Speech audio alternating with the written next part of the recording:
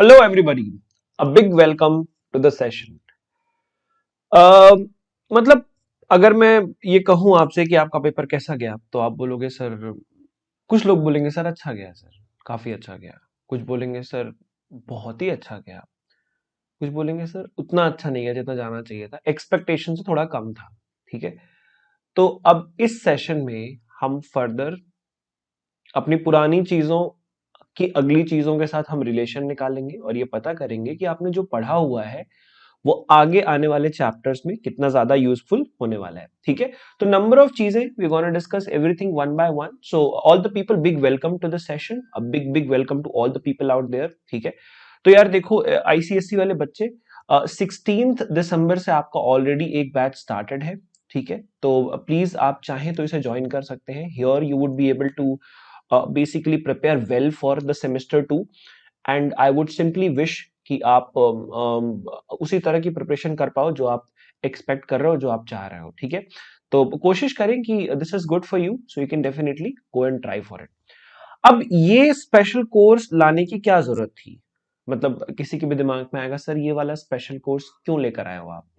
देखो उसका एक बड़ा रीजन ये है because we want to help you understand कि भाई साहब जो आप आगे पढ़ने वाले हो ना उसका पीछे से बहुत सारा रिलेशन है, मतलब जम के रिलेशन है। तो अगर हम एक एक करके समझेंगे तो आई थिंक चीजें काफी सिंपल हो जाएंगी। ठीक है। तो yes, let's begin with the very basics कि हमारा सिलेबस क्या होने वाला है फॉर द सेमेस्टर 2। आपको पता है अलजेब्रा, ज्योमेट्री, मेंसुरेशन, ट्रिग्नोमेट्री। अच्छा ये पार्ट 1 है ना, this is not the part 2। ठीक है। ये पार्ट 1 है हमारे ब्रिज का। एंड इस ब्रिज पे हम अभी आधी दूर तक चलेंगे, फिर नेक्स्ट की दूरी हम अगले सेशन में तय करेंगे। ठीक है। तो let's understand each of it one by one. ठीक है। अब आपको पता है कि सर अलजेब्रा में जो हमारा कोऑर्डिनेट ज्योमेट्री है, आपने 9th में जो पढ़ा था उसमें आपने Cartesian system, plotting point, solutions और डिस्टेंस फॉर्मूला पढ़ा था। अब जो आप सेमेस्टर 2 में पढ़ने वाले हो, कुछ नहीं, सेम उसी चीज का एक्सटेंडेड फॉर्मेट है। जैसे कोऑर्डिनेट्स, ठीक है, सेक्शन फॉर्मूला, ठीक है, mid point formula, section formula, mid point formula, ये दोनों एक ही चीज है। बस एक छोटे से रेशियो का अंतर है। सेक्शन फॉर्मूला में कोई भी रेशियो ले लो, मिड पॉइंट फॉर्मूला में रेशियो 1:1 होता है। बस इतनी सी बात है। ठीक है। फिर कॉन्सेप्ट ऑफ स्लोप, फिर equation of line, and then various forms of the straight line, finally reflection पढ़ने वाले हो। कोई बहुत बड़ी चीज नहीं है, बहुत ही बेसिक, बहुत ही छोटी सी चीज है। और जो आप ऑलरेडी पढ़ चुके हो, जो आपके पास नॉलेज टैंक तैयार है ना, बस उसी में से थोड़ा थोड़ा पानी निकाल के हमारे सेमेस्टर 2 को we have to like spill some water over there. ठीक है। चलो, तो यार देखो प्लॉटिंग पॉइंट्स तो बहुत इजी हो गया था 9th में, है ना। आप बहुत आसानी से एब्सिस और ऑर्डिनेट्स को आप प्लेस कर पा रहे थे। यहाँ पे थोड़ा सा कॉन्सेप्ट नया है। यहाँ पे हम स्लोप के बारे में बात करते हैं, इक्वेशन ऑफ लाइन के बारे में बात करते हैं। अच्छा, ये स्लोप ऑफ द लाइन का मतलब क्या होता है? ज्यादा बड़ी चीज नहीं होती। मान लो कोई लाइन है, वो कुछ एंगल बना रही है एक्स एक्सिस के साथ, मान लो आपने बनाया वो 30 डिग्री बना रही है। एग्जाम्पल के लिए बता रहा हूं। तो अगर आपको उस लाइन का स्लोप निकालना है तो कुछ नहीं, डायरेक्टली एक चीज होती है m is equal to slope, जिसका नाम होता है tan of 30 degree, that's it. ये होता है स्लोप। मतलब इतना बेसिक सी चीज आप वहां पे पढ़ने वाले हो। हाँ, फिर आपको अलग अलग टर्म्स में बताए जाएंगे कि change in y upon change in x, blah blah blah, number of चीजें, तो वो हम आगे पढ़ेंगे। ठीक है। डिस्टेंस फॉर्मूला आपको ऑलरेडी पता है, कोई नई चीज तो है नहीं। कोऑर्डिनेट ज्योमेट्री में मिड पॉइंट फॉर्मूला का बहुत बड़ा रोल होता है ना। वैसे मिड पॉइंट फॉर्मूला डायरेक्टली नहीं आया, पहले सेक्शन फॉर्मूला डिजाइन हुआ, फिर देखा गया कि यार अगर हम सेक्शंस को डायरेक्टली, अगर हम मिड पॉइंट निकालना चाहते हैं, जैसे आप सिंपल सी बात है, कोई भी एक लाइन है, उसको आप किसी रेशियो में डिवाइड, फॉर एग्जांपल 1:2 का रेशियो आपने इसको डिवाइड किया। ये भी हो सकता है कि आपने उस लाइन को 1:1 के रेशियो में डिवाइड किया। तो जब 1:1 का रेशियो होता है ना, तब आपका मिड पॉइंट फॉर्मूला निकल के आता है। तो ओवरऑल ये चैप्टर काफी सिंपल होने वाला है। ठीक है। फिर आप सर्कल्स में आते हो। कुछ चीजें हैं जो आपने ऑलरेडी 9th में पढ़ी है, कुछ चीजें हैं जो आप 10th में पढ़ोगे। For example angle properties, cyclic properties, and tangents and secants properties. हाँ, सीबीएसई से थोड़ा ज्यादा आपका सर्कल्स है, क्योंकि सीबीएसई में सिर्फ टैंजेंट प्रॉपर्टीज को उठाया हुआ है और टैंजेंट थ्योरम्स को उठाया हुआ है। यहाँ पे थोड़ा ज्यादा है, बट अच्छी बात है ना, मतलब आप ज्यादा पढ़ रहे हो तो क्या दिक्कत है। ठीक है। अब देखो, सर्कल के basic terms, basic concept, basic theorems तो आपको आते हैं, है ना, जिसमें आप टैंजेंट, सीकेंट, कॉर्ड, ये सारी चीजें क्या होती है, you already know it. You know it mathematically also, and you know it with the help of the questions also, है ना, आप उनकी मैथमेटिकल डेफिनेशन भी आपको आती है and you also have done questions from there. अब इंपॉर्टेंट ये है कि क्या आप यहां पे उसका तरीके से यूज कर पाओगे? बिल्कुल कर पाओगे, ठीक है, क्योंकि यहां पे भी आप ऑलमोस्ट वही सारे थ्योरम्स का यूज करने वाले हो जो आपने ऑलरेडी पढ़ा हुआ है, प्लस एडेड सम थ्योरम्स। तो काफी सिंपल है। जैसे अब एक थ्योरम मैं उठा के दिखाता हूं आपको। आपको पता है कि अगर दो कॉर्ड हमारे बराबर है, for example these two chords are equal, तो they will be subtending equal angles at the centre, मतलब वो सेंटर पे एकदम परफेक्ट इक्वल एंगल बनाएंगे। बहुत ही बेसिक सी चीज है, right? If the chords are equal, then their distances from the centers will be equal. If the chords are equal, number of चीजें, there comes so many number of concept behind this. और ये हमें अगर चीजें पता है तो फिर तो क्या बात है, ठीक है। अब ध्यान से देखो, और भी कई सारे थ्योरम्स आएंगे जहां पे angle on the same segment, angle on the semicircle, angle subtended by an arc at the center is double the angle subtended the remaining part of the circle। तो नंबर ऑफ चीजें जो आपको आएंगी, और ये कोई टफ चीज नहीं है, क्योंकि पता है सारे थ्योरम्स एक दूसरे से काफी रिलेटेड है ना। ऐसा कुछ नहीं है कि नहीं सर ये तो बिल्कुल नया थ्योरम हो गया, नहीं नहीं नहीं नहीं, काफी रिलेटेड है। अगर आपको एक दो थ्योरम भी आते हैं, बाकी के थ्योरम्स आप काफी आसानी से आप इंटरप्रेट कर सकते हो, ठीक है। तो इट्स नॉट समथिंग कि कोई नई चीज आप पढ़ने वाले हो, ठीक है। अब मेंसुरेशन पे आते हैं। यार बहुत बेसिक है, पता है, surface areas of volumes and cubes, surface areas and volumes of cubes and cuboids तो आप पढ़ चुके हो, ठीक है। बच्चा सेमेस्टर 2 में क्या, सॉलिड्स लाइक सिलेंडर, कोन, स्फीयर वगैरह। स्फीयर तो चलो ठीक है नहीं है, बट प्रॉब्लम्स ऑन फ्रस्टम भी इंक्लूडेड नहीं, क्योंकि हटा दिया गया था। फिर वही कि वॉल्यूम चेंज हो रहा है, मेल्टिंग कर रहे हैं अपन, रिकास्टिंग कर रहे हैं, तो वॉल्यूम में कोई चेंज हुआ नहीं, ठीक है। कॉम्बिनेशन ऑफ सॉलिड्स में, है ना, जो फॉर एग्जांपल मेरे पास एक ग्लास है, एक ग्लास है और मैंने ऊपर से उसको एक क्यूबॉइड रख दिया ऐसा करके, तो नंबर ऑफ चीजें, there would be so many number of concepts coming up with like with respect to this particular chapter, ठीक है। तो यही सारे फिगर्स हैं,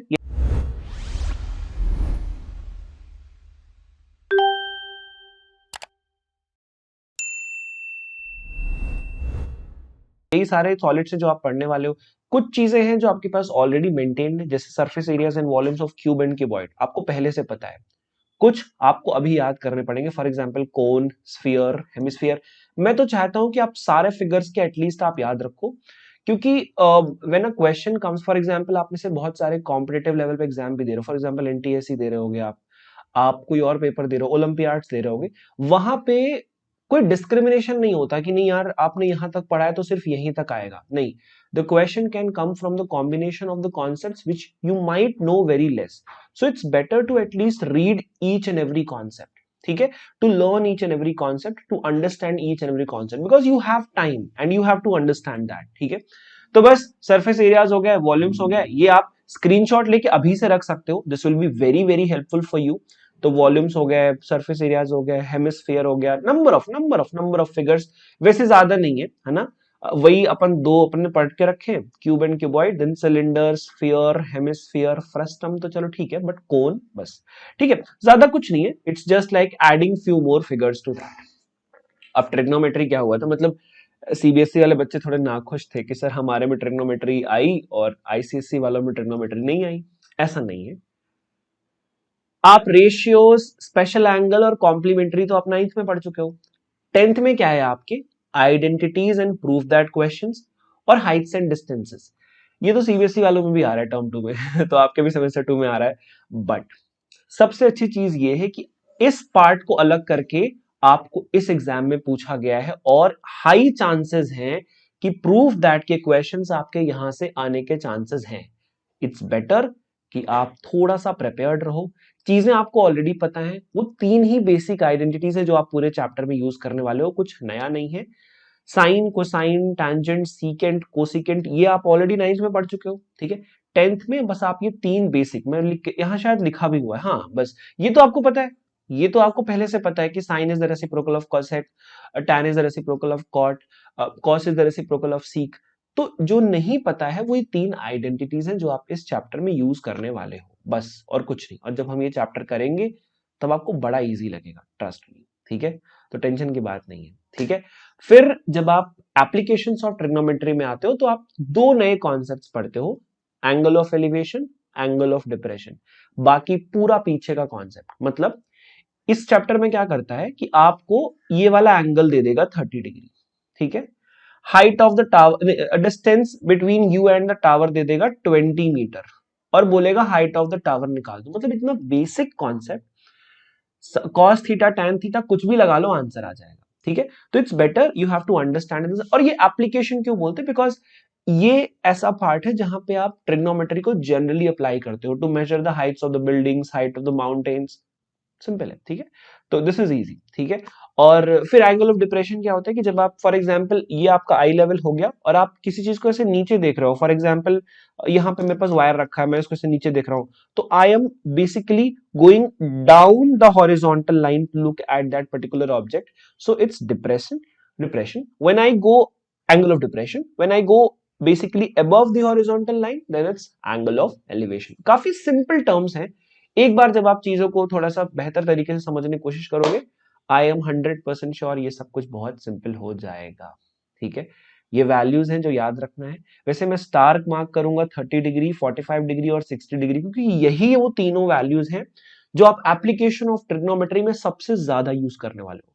सबसे ज्यादा का मतलब है 99% ऑफ क्वेश्चंस में आप यही तीनों वैल्यूज में से क्वेश्चन आएंगे, और उसमें भी आपको मोस्टली टैन को यूज करना है, कभी कभी साइन और कॉस भी यूज करने पड़ सकते हैं। तो बस यही था आज का सेशन बच्चों, और यहाँ पे हमने ढेर सारा डिस्कशन किया है। I hope you are fine with that, I hope you have got to know so many number of things, and I hope you are pumped up, you are energised, you are very much in energy to place yourself in the place where you can definitely focus on the next exam.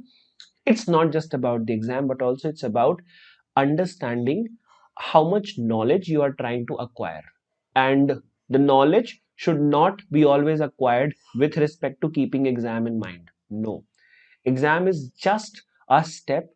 Knowledge is something which is eternal, knowledge is something which is universal, okay. Exam is just a point to check how much knowledge gain you have been into for the last 4 or 5 months। चलो ठीक है, तो ये सारी चीजें हमने discuss करी। अब मैं आपको एक और पॉइंट की बात बताता हूँ, हाँ, एक बहुत इंपॉर्टेंट चीज है ये, ठीक है। मैं आपको पहले डिस्कस कर रहा था कि यार देखो, अभी ना ऑलरेडी बैचेस स्टार्ट हो चुके हैं बहुत सारे, टर्म 2 के लिए भी बहुत सारे बैचेस स्टार्ट हुए हैं अलग से भी, और टर्म 2 के लिए ऑलरेडी जो बैचेस चल रहे थे वहां पे बच्चे जा पा रहे हैं।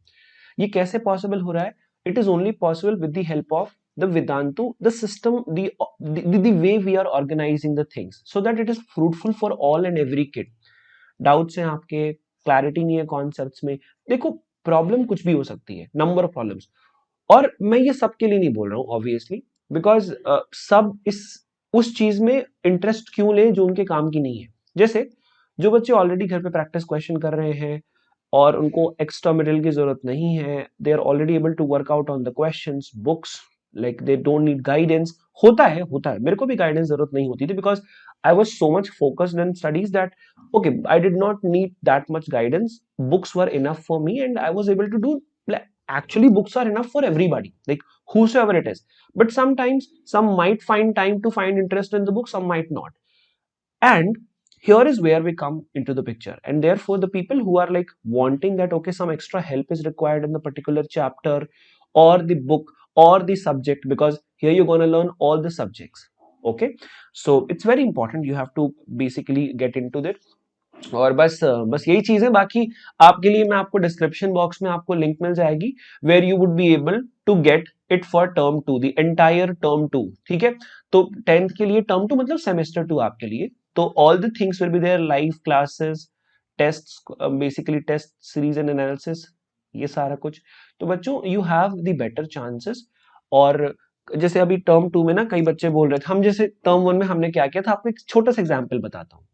हमने टर्म 1 में क्या किया था कि जैसे ही हमारा कोर्स कंप्लीट हो गया, हमने बच्चों को बिल्कुल सेम जैसा एग्जाम में पेपर आया था, on the very same scale, on the very same syllabus, on the very same curriculum, we gave them around 4 to 5 mock papers. We discussed those mock papers in the classes, and you know what was the feedback? Students said कि sir ये बहुत ज्यादा help किया इसने। Students ने ये तक बताया कि 10 से 15 questions were among these questions paper, like इन्हीं क्वेश्चन पेपर्स में थे। तो the point is not that कि मैं आपको कॉपी करा दूं, क्या रटा दूं, no, the point is that was enough practice being done, was the practice being done in alignment with the paper that has happened, क्या हमने उसी तरह की प्रैक्टिस करी, और अगर करी तो फिर क्या बात है। ठीक है, तो डिस्क्रिप्शन बॉक्स में लिंक है, यहां पे आपके पास कूपन कोड है। तो coupon code is DP Pro, D for Dinbandhu, P for Pandey, Pro for pro. use it, go for it. Lots of love to everybody. Thank you so much. Bye bye and take care. Have a good night. Thank you very much.